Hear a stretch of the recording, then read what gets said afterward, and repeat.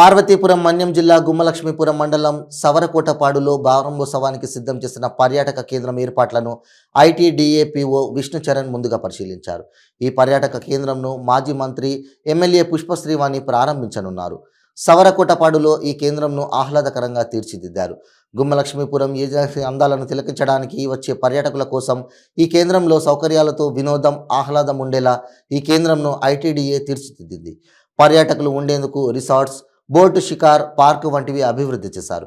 ఈ ఏర్పాట్లను పరిశీలించిన పీఓ బోట్ షికారును ట్రయల్ రన్ చేశారు. పర్యాటక కేంద్రం అభివృద్ధి చేయడం వలన ప్రాంత అభివృద్ధి మరింత చెందుతుందని పీఓ విష్ణుచరణ్ అన్నారు.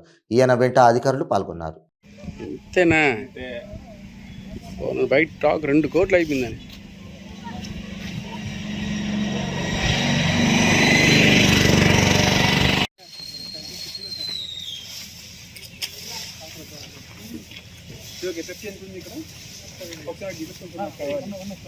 నాకు ఒక షాప్ కాంప్లెక్స్